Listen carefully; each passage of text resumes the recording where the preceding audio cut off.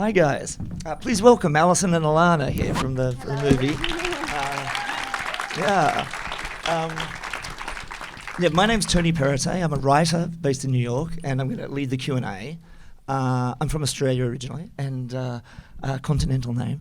But so I wanted to congratulate you guys first for this this evocation, this amazing evocation of this time when you couldn't get decent coffee in Sydney, and Australian men were all clumsy oafs. But with quite a learning kit, they could learn quite well though, by the sounds of it. So the first thing I wanted to ask, and I think everyone was kind of interested in, that Bruce Beresford had this project for 25 years, and it was such a sort of a labour of love, a passion project. And what was it that sort of, it was even a musical at one stage, you were telling me? Yeah. So what was it that sort of made it all come together at this particular time? Well, Bruce and the author of the book, The Women in Black, who is Madeline St. John, went to Sydney Uni together. And a bunch of years later, she'd written this novel. It was her first of 5, I believe, and she's the first Australian woman to have won, to have been nominated for a Booker Prize. So that's quite exciting. But he was having lunch with Clive James, who was also a student at Sydney Uni. So that was that whole gang of Germaine Greer and Bruce and all those really fantastic creative individuals that came out of that time. And Clive said, you know what, the biggest genius at uni at our time was actually Madeline St. John. She's written this book called The Women in Black. Bruce got a copy, read it, fell immediately in love with the book, and flew over to London and met with Madeline and rekindled their friendship, and also got the rights to the book, and subsequently promised to make it into a feature film. It just took a little bit longer than he had anticipated. So that was in 1994, and when Bruce... So the story behind Bruce and I is I had a film festival in Australia in a country town called Dungog. It was called the Dungog Film Festival, and my first masterclass, I really wanted to get Bruce Beresford because I grew up watching his films. I was a big fan of Puberty Blues and Fringe Dwellers, Breaker Morant, and I was determined to get Bruce to be my first masterclass in the inaugural year of the film festival. He said no 4 times, and then the 5th time he was like, I don't know who you are, but I'm just going to come because you just won't give up, so it's going to be good. So he came. Had he heard of Dungog? No one had heard of Dungog. Where is Dungog? I don't know where it is. No, so it's in the Hunter Valley in New South Wales at the foothills of the Barrington Tops, and no one had heard of Dungog. And in fact, because that word is so lovely, I thought, how am I going to get people to get interested in this film festival? So I came up with the positioning statement: done Sundance, done Cannes, Dungog, and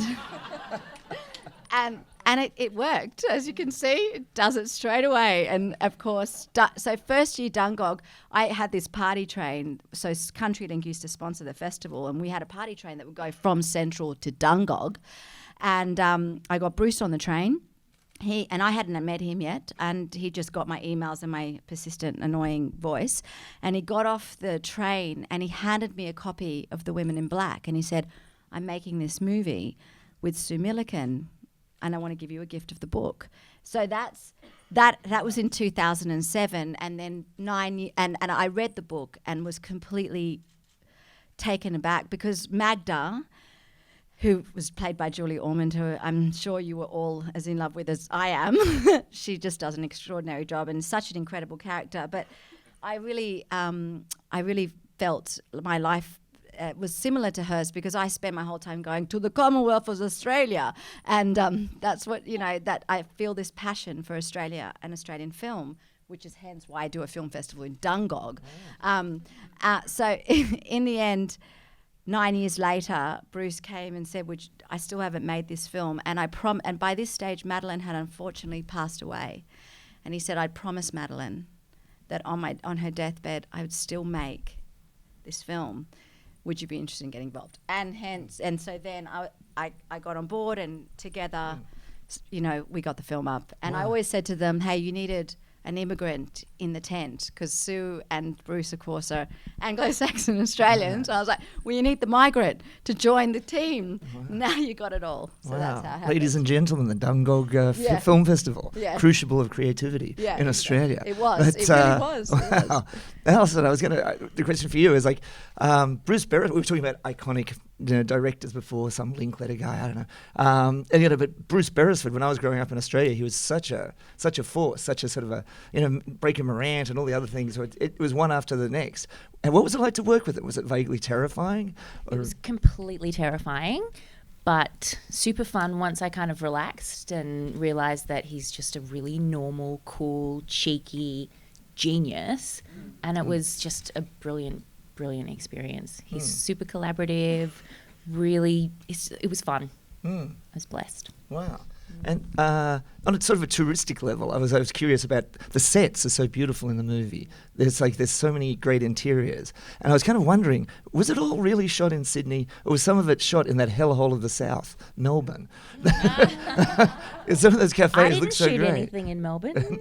No, okay. It was all in Sydney. Right. Was it hard to find? Because I think Americans sort of imagine that, and Australians too, that Sydney sprang, in sometime in the 1970s from nowhere, and you managed to crop out the Opera House. But to find all those beautiful sets, was that difficult? It was incredible, because the printing room was a bunch of ex-Sydney Morning Herald printers who had kept those machines and restored them lovingly. And even Bruce said he had done Bonnie and Clyde here in America, the TV series, and he had never, in all of America, he couldn't find a printing room that was as authentic as what he was able to find in Sydney for that particular scene. We also had the trams, again, really loving guys who'd kept those trams. They actually exist. It's a tram museum, so we were able to shoot the trams in movement from the period, and then do the post on it afterwards. And it was quite amazing. There's just a lot of people that have a lot of love for vintage Sydney, and who put their lives into it. So we got to celebrate their work as well, making this film. And that cafe and the beautiful restaurant. Yes. What are they? Where are they? They're in the Blue Mountains. That cafe is called, do you remember? Pandora. In Katoomba, Thank you. right? Thank you. Right. In Wentworth. So unfortunately, just after the film, it was shut down. But it's been there for forever and a day. And in fact, the cafe is based on it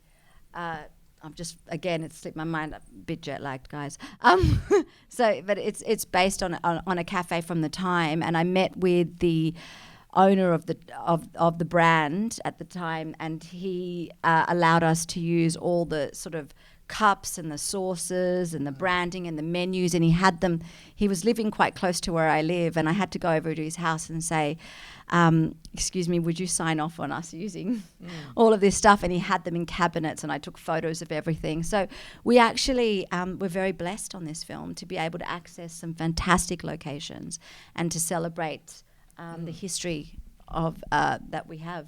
And David Jones, I should tell you the David Jones story.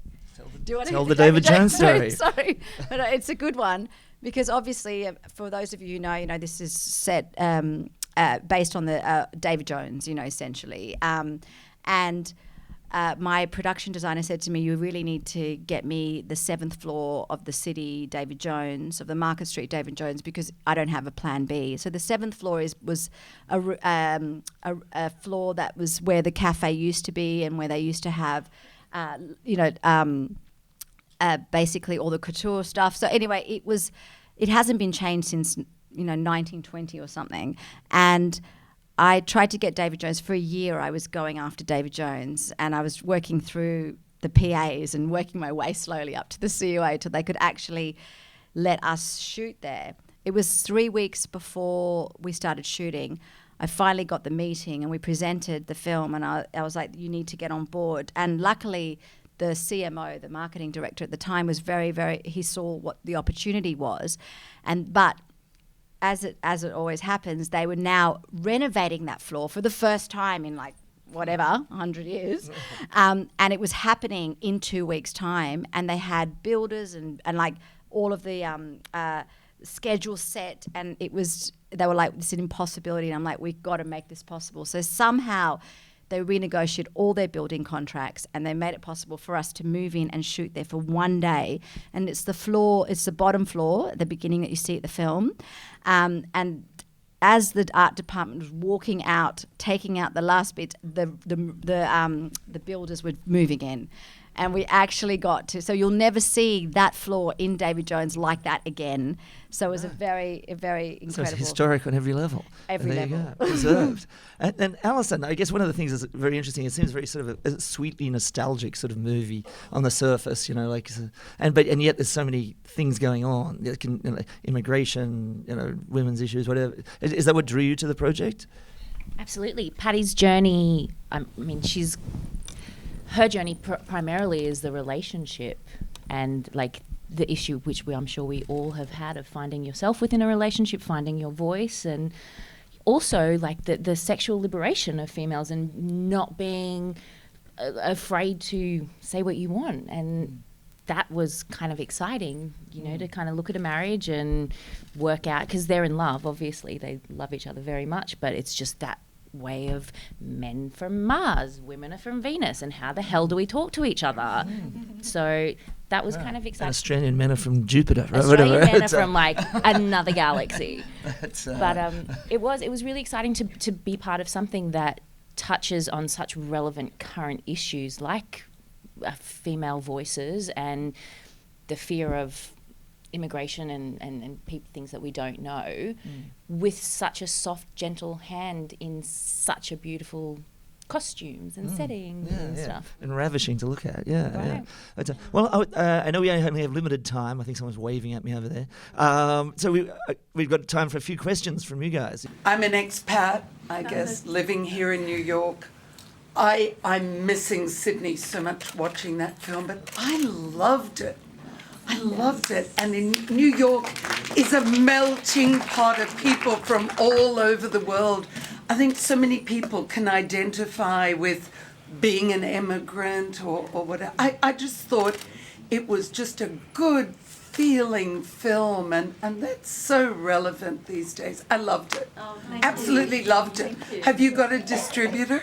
Yes, Sony Pictures are the global distributor on the film. Sony's doing it perfect. Yeah. They do a great job. Yeah. Sony Classics. No, actually, it's their Stage 6 department. So they got the film for global.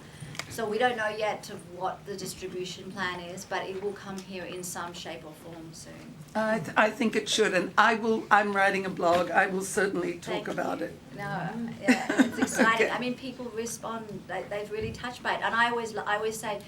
Everyone's like, but does it have an edge? And I'm like, the edge is that it's nice. That's the edge. Yeah. Yeah, it's actually a happy film. Can you believe it? Yeah, there's the edge. Yeah, no, thank you. Wow. Any other questions or just adulation? Yeah, I'll take it. There's a couple in the front row there. What do you? All right, the microphone's coming. Hi.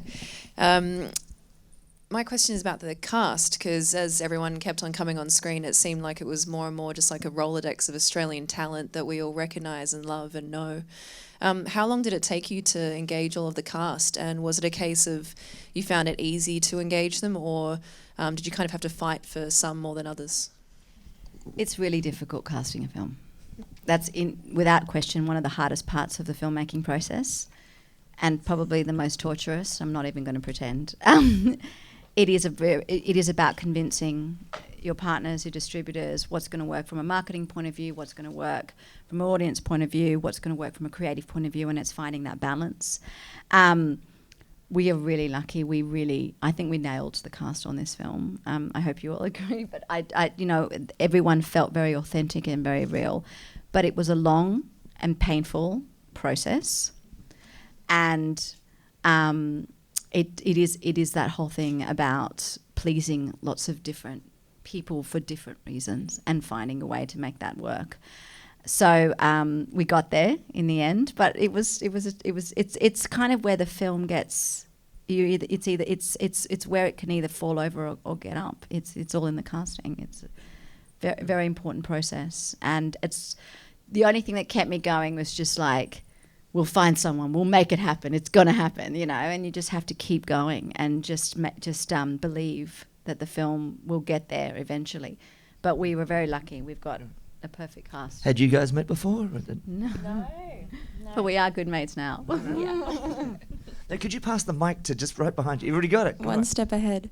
No, I have a question about creating a period piece, because obviously you've done it so well and it was just done with such class. What were the biggest feats in creating a period piece, not just with the set design, but also getting the characters into the right headspace for such a different mindset time, kind of? Yeah.